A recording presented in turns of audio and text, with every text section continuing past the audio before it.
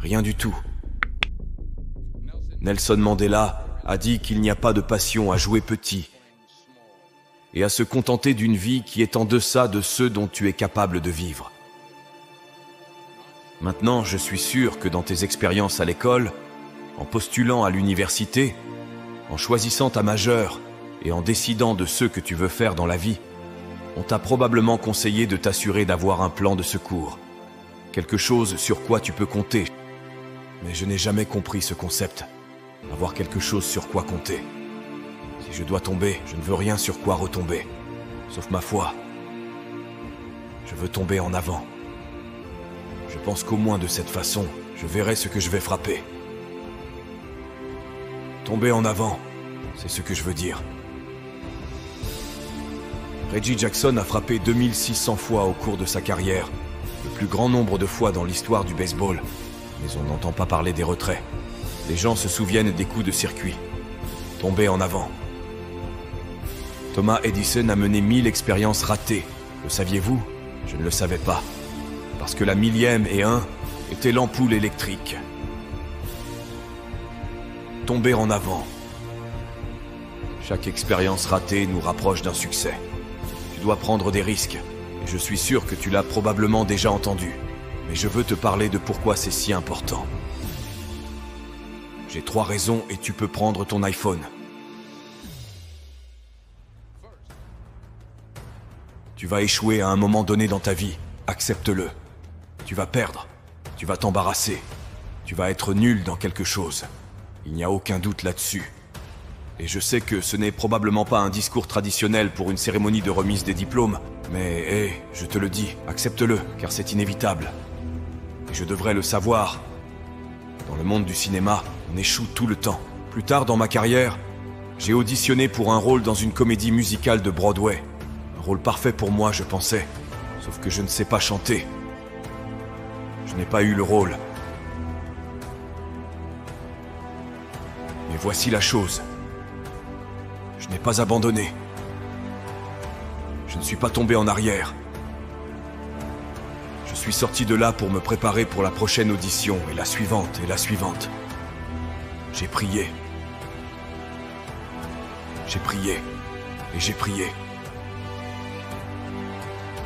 Mais j'ai continué à échouer, et à échouer, et à échouer. Et cela n'avait pas d'importance, car tu sais quoi?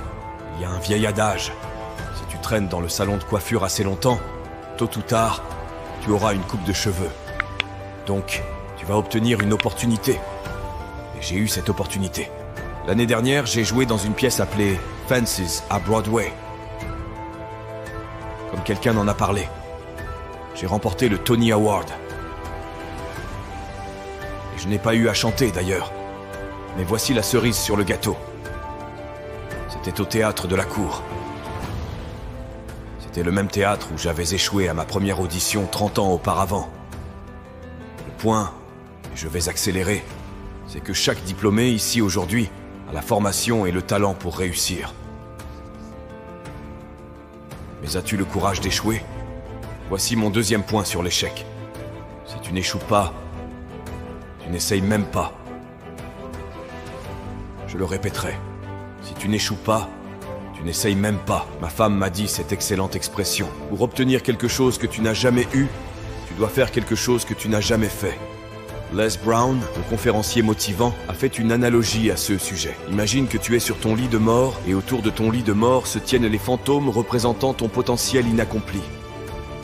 Le fantôme des idées que tu n'as jamais mises en pratique, le fantôme des talents que tu n'as pas utilisés, et ils se tiennent autour de ton lit en colère, déçus et contrariés. Ils disent que nous sommes venus à toi parce que tu aurais pu nous donner vie, disent-ils. Et maintenant, nous devons aller ensemble à la tombe. Alors je te demande aujourd'hui, combien de fantômes seront autour de ton lit quand ton heure viendra? Tu as investi beaucoup dans ton éducation, et les gens ont investi en toi. Et laisse-moi te dire, le monde a besoin de tes talents, et cela plus que jamais. Je reviens d'Afrique, comme il y a 2 jours, donc si je divague, c'est parce que j'ai le décalage horaire. Je reviens d'Afrique du Sud, c'est un beau pays, mais il y a des endroits là-bas avec une pauvreté terrible qui ont besoin d'aide. Et l'Afrique n'est que la pointe de l'iceberg. Moyen-Orient a besoin de ton aide, le Japon a besoin de ton aide, l'Alabama a besoin de ton aide, le Tennessee a besoin de ton aide, la Louisiane a besoin de ton aide, Philadelphie a besoin de ton aide. Le monde a besoin de beaucoup de choses et nous en avons besoin de toi. Vraiment. Nous avons besoin de toi, jeune, car rappelle-toi ceci, tu dois y aller. Tu dois donner tout ce que tu as. Que ce soit ton temps, ton talent, tes prières ou tes trésors. La question est celle-ci. Que feras-tu avec ce que tu as ? Je ne parle pas de combien tu as. Certains d'entre vous sont des majors en commerce. D'autres sont des théologiens, des infirmières, des sociologues. Certains d'entre vous ont de l'argent, d'autres ont de la patience, de la gentillesse, de l'amour. Certains d'entre vous ont le don de supporter longtemps, peu importe ce que c'est, quel que soit ton don. Que feras-tu avec ce que tu as ? Bon, maintenant voici mon dernier point sur l'échec.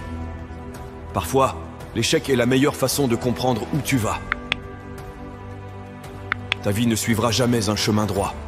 J'ai commencé à l'université Fordham en tant qu'étudiant en pré-médecine. J'ai suivi un cours appelé morphogenèse cardiaque. Je ne pouvais pas le lire, je ne pouvais pas le dire, je ne pouvais certainement pas le réussir. Alors j'ai décidé de passer en pré-droit, puis en journalisme, et sans orientation académique, mes notes ont pris leur propre direction. J'avais une moyenne de 1,8 un semestre.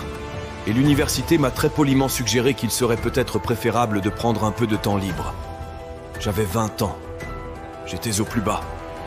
Et puis un jour, je me souviens de la date exacte, le 27 mars 1975, j'aidais ma mère dans son salon de beauté. Ma mère possédait un salon de beauté à Mont-Vernon, et il y avait cette vieille femme considérée comme l'une des aînées de la ville. Je ne la connaissais pas personnellement, je me regardais dans le miroir, et à chaque fois que je regardais dans le miroir, je pouvais la voir derrière moi. Et elle me fixait. Continuait de me regarder. Chaque fois que je la regardais, me lançait ses regards étranges. Alors elle a finalement retiré le séchoir de sa tête. Elle a dit quelque chose que je n'oublierai jamais. Tout d'abord, elle a dit « Quelqu'un me donne une feuille de papier ». Elle a dit « Jeune garçon, j'ai une prophétie. Une prophétie spirituelle. » Elle a dit que tu vas parcourir le monde et parler à des millions de personnes.